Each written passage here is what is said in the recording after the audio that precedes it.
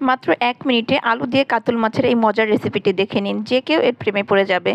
প্রথমে চুলায় প্যান বসিয়ে তার ভেতর পরিমাণ মতো তেল দিয়ে কাতল মাছ দিয়ে দিচ্ছি, এগুলোকে ভেজে নিতে হবে। আমি আগে থেকেই লবণ হলুদ মেখে নিয়েছি।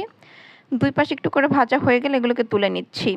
এখন তেলের ভিতরে আমি স্লাইস করে কেটে রাখা আলুগুলোকে ভেজে নিচ্ছি, ভেজে তুলে রেখে দিচ্ছি। এখন দিয়ে দিচ্ছি পেঁয়াজ কুচি, কাঁচামরিচ কুচি, নেড়েচেড়ে একটু ভেজে নিচ্ছি।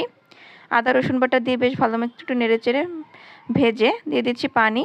তারপর দিয়ে দিচ্ছি স্বাদমতো লবণ, লাল মরিচের গুঁড়া, হলুদের গুঁড়া, জিরার গুঁড়া, ধনিয়ার গুঁড়া।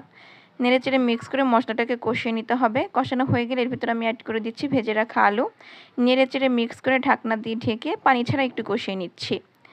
ঢাকনা উঠিয়ে একটু নেড়েচেড়ে মিক্স করে দিচ্ছি। পরিমাণ মতো পানি দিয়ে দিচ্ছি রান্নাটা করার জন্য।